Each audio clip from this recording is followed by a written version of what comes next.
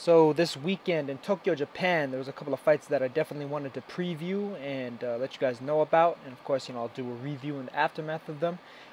First among them is Ryoichi Taguchi taking on Robert Barrera, with Taguchi defending his WBA light flyweight championship. And to me, this is a really, really good fight, an excellent fight, one of the better fights that I think can definitely be had in the lower weight classes. Taguchi, as you know, if you followed my videos, recent videos, I mean, just generally my coverage of boxing and especially the lower weight classes, I thought fairly highly of Taguchi, but I thought he was also kind of fortunate to be able to retain his title in his last fight, which he didn't even necessarily win. He actually wound up getting a draw, a split draw at that. One of the judges actually had his opponent, Carlos Canizales, winning that fight, and the other two, one of them had Canizales winning, one of them had Taguchi winning, the third judge had it a draw. I thought that it was a draw. I thought it was a very close fight, but one that if anybody probably deserved to win, it was actually Canizales. Was able to box really well on the move, was also landing some pretty good shots on Taguchi in the midst of everything. I mean, he's a guy that's 17-0 and now won with 14 knockouts though, so I mean, he's no slouch in his own right. Here, interestingly enough, Taguchi is going to be fighting Robert Barrera, another fighter from South America. Canizales was from Venezuela. Barrera is from Colombia. And Barrera actually comes in with an 18-1 record, and that single lone loss was to the aforementioned Carlos Canizales in a split decision, no less, and in Venezuela, no less. So it's fairly arguable, possibly, that Barrera actually deserved to win that fight against Canizales. So he's going to go in there against Taguchi, and just being that Taguchi had a lot of trouble with Canizales, at the very least, you'd imagine, on paper, him versus Barrera should be a solid fight. And, appropriately, I do rank, personally, in my personal ranking, I have Ryoichi Taguchi listed at number 4 in the light flyweight division. I have Robert Barrera listed right behind Carlos Canizales at number 8 in the light flyweight division. So at 108 pounds, these are, two top 10 fighters facing off against each other. Taguchi, being ranked at number 4. I mean, even, I used to have him even up higher, especially before before Dani Nietes left the division. I thought he was as high as number 2. He primarily fell just because of the fact that Kosei Tanaka has looked especially explosive in his recent fights, and Milan Melindo suddenly emerged looking really explosive in his last couple of fights, especially the first round knockout victory in what was actually a record-setting knockout victory, the quickest knockout ever in light flyweight championship history over Akira Yagashi. But I think this is a really solid fight. Barrera, similar to Canizales, is kind of like a puncher-mover, a guy that is able to box fairly well. But, I mean, he's definitely looking to throw bombs in there, like many fighters, almost kind of stereotypically, but generally, typically of fighters from Colombia tend to be pretty heavy punchers, guys that really look to throw leather in there. Taguchi is always, fairly willing to wage war with you, and he was a fairly high-volume fighter, a bit more of a stalking type of fighter, maybe like a Margarito, albeit with, I think, a few extra tricks here and there, and being able to hide his power a little bit better. Pretty solid boxer in his own right, although somebody that does tend to have a bit more trouble cutting off the ring as opposed to a Margarito. I think what he makes up for in technical skill, in comparison, he somewhat lacks in the ability to cut you off with his footwork. But overall, excellent punch variety from him, and I think him versus Barrera is a really solid fight. I'm not exactly sure who exactly to call. I think this is going to be another kind of a razor-thin decision, depending on how it goes. And, Taguchi may be starting to struggle to make the weight, too. That might have played a role in his struggles against Canizales as well, because I thought that he definitely started a bit slow in that fight against Canizales. For a guy that's 5'6" and possibly a little bit taller than 5'6", he's listed at 5'6" in any case. Making 108 pounds may be wearing a bit thin on him, no pun intended. And then, of course, the headliner for this card is going to be, or at least it's listed as the headliner anyway. I'm not sure if this fight will actually be the headliner when it comes down to it.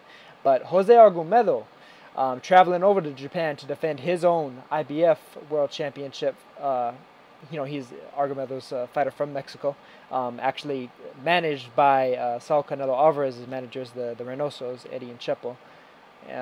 Going to be defending his IBF world title against one of Japan's own, Hiroto Kyoguchi. And Hiroto Kyoguchi is looking to set a bit of a record himself.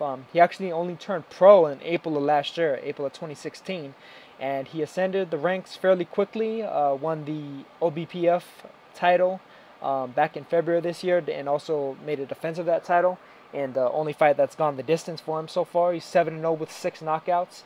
And so if he manages to defeat Argumedo, he'd be actually the quickest fighter to go from pro debut to world champion in the shortest amount of time, the shortest span of time in Japanese boxing history, which would be a pretty impressive feat as far as that goes. But as far as Kyoguchi, stylistically, it's interesting because I've seen some footage of him, particularly I think it was his fight against Armando de la Cruz. I could be wrong. It was either de la Cruz or against Jonathan Refugio, where he actually no, it was against Junuel Lacar. I think he might have had it in those other fights too, but I remember specifically when he fought against Lacar, scored a third-round knockout over Lacar. That was before his title victory in order to get that OBBF title. He actually had the nickname Chocolatito on the back of his trunks, and I thought that was really interesting. I'm like, oh wow, he's got Chocolatito on the back of his trunks. Like, was he using some of Roman Gonzalez's old trunks or something? Maybe like, they needed the trunks on the short notice or something like that. But the trunks perfectly matched his shoes. He was, they were orange and black, and the shoes were orange and black. So I'm like, nah, those had to be his trunks. But yeah, as it turns out, Kyoguchi's a fighter that's looked up to, and he says that his favorite fighter is Chocolatito. I'm not sure if he's ever happened to spar with Roman Gonzalez, which incidentally would kind of make a certain degree of sense when you actually look at Kyoguchi's style. He has a style very similar to a Roman Gonzalez. The way that he kind of sets up and throws his punches is real similar. Not necessarily at quite as high of a work rate, but at the very least, he is showing a similar level of power to what Gonzalez showed way back when Gonzalez was at 105 pounds, which seems like a long time ago now. Now that he's managed to kind of ascend up the ranks and even become a star worldwide, as opposed to just being in just Japan and Nicaragua primarily. Pound for pound and all that stuff. Kyoguchi, however, he's just barely making his entry way towards that championship level. And against Argumedo, I think it's a fairly difficult task. To me, Jose Argumedo is the second best fighter in the division, right behind Wenham Manayothen. Arguably, you could even say that he might even be the best. He has probably the single best win in the division of any fighter currently, with the victory over Katsunari Takayama, now retired Katsunari Takayama, looking to try and compete in the 2020 Olympics in Japan.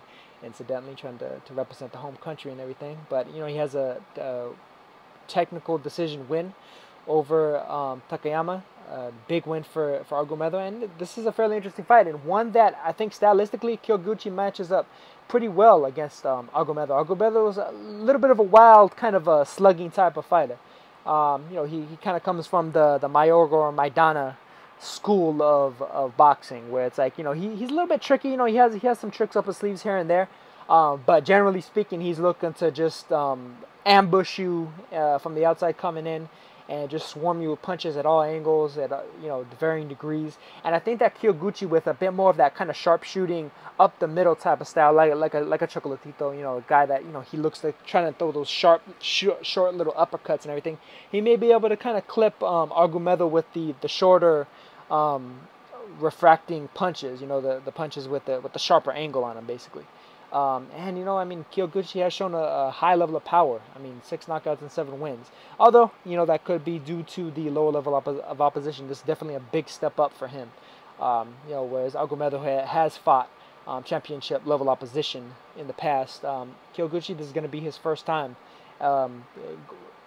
trying to achieve that height. To me, this is a pretty interesting fight coming in here. Kyoguchi is able to show off and show out, similar to the way that, for instance, Daigo Higa, a fighter with some similarities in style, manage to do, he'll definitely make a big name for himself and may possibly be another fighter to look out for, man. Japan is definitely surging in boxing, as it seems lately. Almost similar to the way that the UK did a few years ago. It seems like Japan is kind of making their own surge with world titles. I think they have a total of 9 right now. So I mean, hey, if Kyoguchi manages to pull something off, may go up to 10. trying to rival the big dogs in the sport. You know, Mexico, United States, United Kingdom. And Japan's right up there in terms of number of champions and number of high-level contenders. That's at least challenging for these major world titles and everything. But yeah, that's just a quick little preview of these 2 fights. I think they're going to be very, very fun fights to watch. I'm definitely going to do a review as soon as I'm able to either stream the fights or get footage afterwards. And you know, I'll definitely hit you guys with the links and everything when I manage to do that. 2 really interesting fights with fairly high stakes on the line in both the 105 and the 108-pound divisions, especially in the 108-pound division as relates to Taguchi, because there is the possibility of him taking on Kosei Tanaka, who himself actually just signed to fight Palangpo CP Freshmart for Kosei Tanaka's WBO light flyweight title. So there's a possible showdown between Tanaka and Taguchi looming later on this year. So you know, that's pending them both winning their fights, however. So we'll see if the first leg of that gets done this Saturday. But I think that's going to do it for this video, and I will catch you guys on the next one. Peace.